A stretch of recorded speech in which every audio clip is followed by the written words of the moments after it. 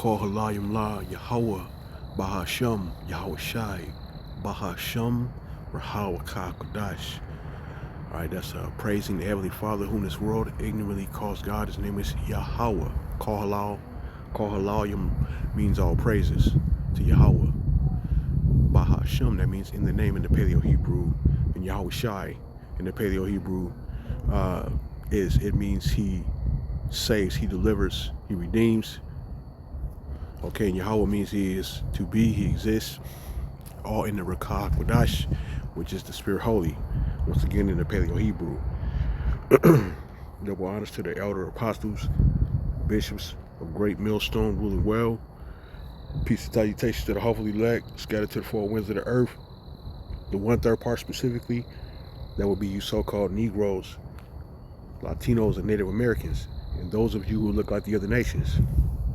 All right, real quick, I'm the brother Tasab on Yahweh, back with a lesson in the spirit and power of Yahweh, Ba'ashem Yahweh Shai. Just a quick, it's going to be a quick hit. This is going to be covering Turkey. All right, so as you see here, I got this map. Turkey is situated between the Black Sea and the Mediterranean Sea, just slightly east of Europe. You see Greece down there, Bulgaria to the left, right? That's and then the Horn of Africa right here, what they call the Middle East, but it's really the Levant, Iran, Iraq, Syria, places like that, and Russia to the right, northeast of Turkey. Okay, just to show you that. I'm gonna zoom out a little bit to give you a perspective. So a little bit of a background on Turkey. They've been considered a weak or declining nation at various points in history, primarily during the late Ottoman period and the immediate aftermath of World War I. They were considered weak. Okay, while the empire was once a global power, it was termed the sick man of Europe. Okay, in the 19th and early 20th centuries, due to economic decline, technological stagnation, and political fragmentation. All right. This is the book of Joel, chapter 3, verse 10, and it reads, "Beat your plowshares into swords, and your pruning hooks into spears. Let the weak say, I am strong." This is prophecy concerning the end times as we approach, the climax of Jacob's trouble, right? And the time of great temptation. The great temptation would be the MOTB, pursuant to Revelation 13 and 16 and 17. Revelation 13 and 16, "And he causeth all, both small and great, rich and poor, free and bond, to receive a mark in their right hand or in their foreheads." That mark goes into karax, which is the root word for karagma, which means to prick.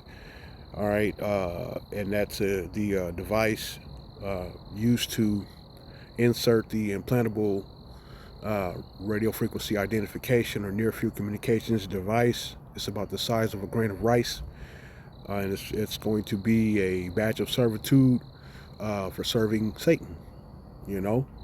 Verse 17 says, "And that no man might buy or sell save he that had the mark or the name of the beast or the number of his name." So all of that information is going to be encoded in that radio frequency ID, near field communications device. The next verse over, the next chapter over, Salakia, tells what happens to those who prostrate themselves unto the beast and accept that mark. It says in verse 9 of Revelation 14, "And the third angel followed them, saying with a loud voice, If any man worship the beast and his image, and receive his mark in his forehead or in his hand, the same shall drink of the wine of the wrath of power Yahweh, which is poured out without mixture into the cup of his indignation. And he shall be tormented with fire and brimstone in the presence of the holy angels and in the presence of the Lamb. And the smoke of their torment ascendeth up forever and ever." Again, this is future prophecy. Very short order, this stuff is coming because of what's going on in the Levant, Southwest Asia, okay, Iran, and Jerusalem, Israel, okay. It says, "And they have no rest day or night, who worship the beast and his image, and whosoever receiveth the mark of his name. And that mark is going to come through causation, you know, cause. Okay, cause. The cause would be the conflict, global choke points in transport of goods, more specifically oil, fertilizer much needed for crops.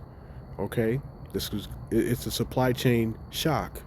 It's going to cause shortages in grocery stores, distress of nations, obviously, uproars of the people, sedition among men. Okay, pursuant to the book of Second Esdras.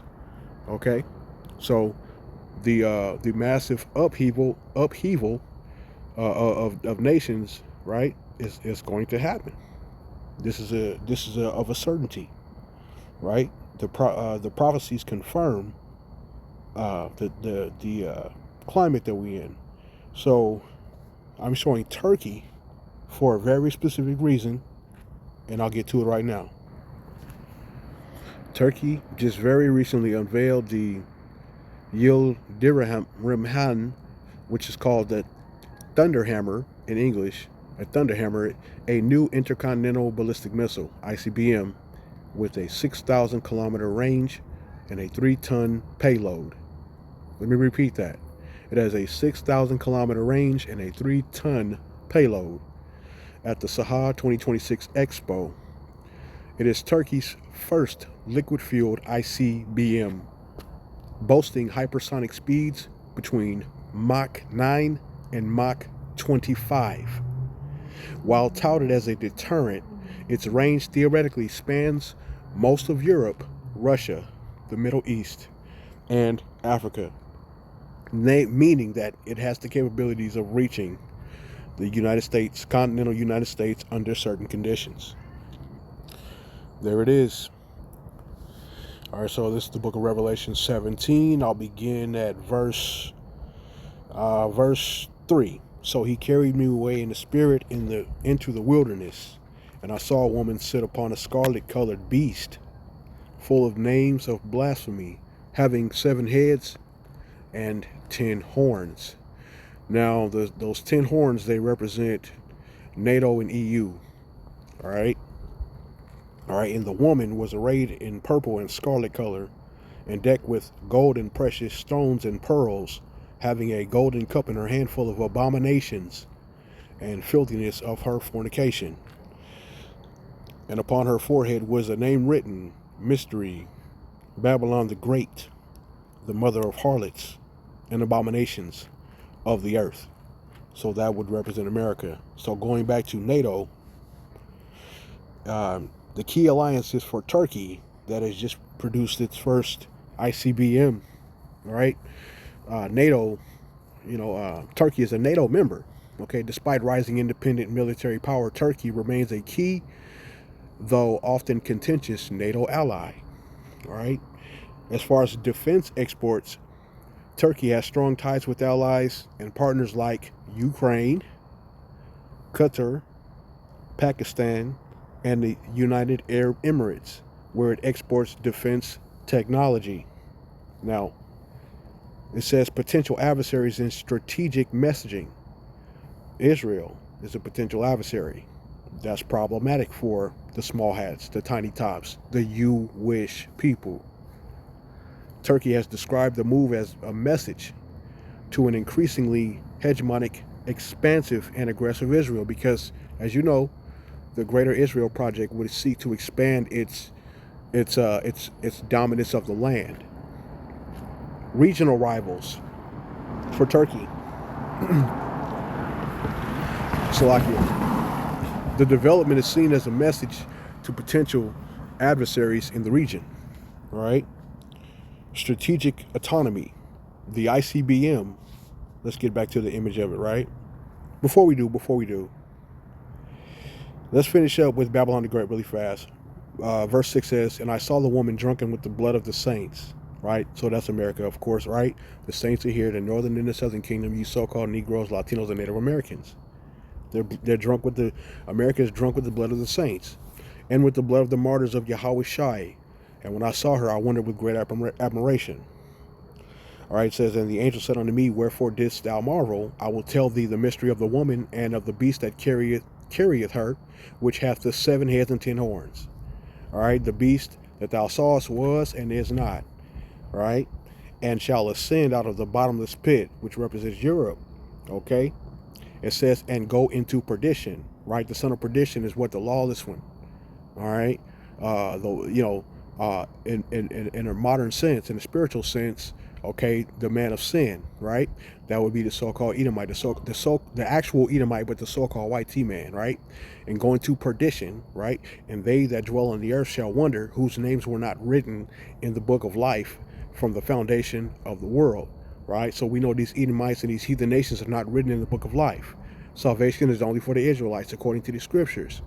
It says, when they behold the beast that was, which was ancient Rome, the Greco-Roman Empire, and they were, it says, and is not, and yet is. Because guess what? America is just an image of the beast that they want the world to worship. All right, and if not, of course, coming soon, with the mark of the beast and whatnot, if you don't accept it, they're going to try to kill you. All right, it should be like madmen sparing none. All right, let's skip down a little bit. Victory for the Lamb. Let's go there. Yep. Okay, yeah. Verse 14. These shall make war. All right. The 10 kings. Okay. The 10 kings. It says in verse 14, these shall make war with the Lamb, which is Yahweh Shai, and the Lamb Yahweh Shai shall overcome them. Okay. For he is Lord of lords and King of kings, and they that are with him are called and chosen and faithful. Okay, and he saith unto me, the waters which thou sawest, where the whore sitteth, right, the mother of harlots of America, are peoples, all right, and multitudes, and nations, and tongues. Okay, and the 10 horns which thou sawest upon the beast, these shall do what? Hate the whore, okay, and shall make her desolate and naked. And this is the part right here where the ICBM comes in, and the chariots of salvation, right, and shall eat her flesh and burn her with fire. All right, so this is all the work of Yahweh Bashem Yahweh Shai. All right, so let's get back to the image of this ICBM. There you go, strategic autonomy. Now read that section. The ICBM, the intercontinental ballistic missile, signifies a drive to diversify partnerships beyond traditional suppliers and reduce reliance on Western powers. So the hegemony of the West, the power of the West, is coming to a close with the advent of these ICBMs, these nations, these smaller nations, pursuant to the book of Joel, let the weak say that I'm strong. Okay, yeah, this stuff is happening right now. These smaller nations are developing ICBMs, man, to be able to reach the continental United States. All right, so yeah, man, this place is going to be burned with fire. All right, this is the time of great trouble approaching. All right, let's get a precept. This is the Jeremiah 30. I'll begin at verse 3. It says, for lo, the days come, saith Yahweh, that I will bring again the captivity of my people Israel and Judah. Right, we're in captivity together over here. That's why this is important to mention. All right, I will bring again the captivity of my people Israel and Judah, northern and southern kingdom respectively, saith the Lord power Yahweh, and I will cause them to return to the land that I gave to their fathers, and they shall possess it. Right? This means it's a future prophecy. This is to happen. Verse 4 says, and these are the words that the Lord power Yahweh spake concerning Israel and concerning Judah. For thus saith the Lord, we have heard a voice of trembling, of fear, and not of peace. Ask ye now, and see whether a man doeth travail with child. Wherefore do I see every man with his hands on his loins as a woman in travail, and all faces are turned into paleness. Right? Why is that? It says, alas, for that day is great. Okay? So that none is like it. It is even the time of Jacob's trouble. But he shall be saved out of it. And by extension, Jacob is the Israelites. Right? The Hebrew Israelites, not the black Hebrew Israelites. The Hebrew Israelites. Right? Not the small hats.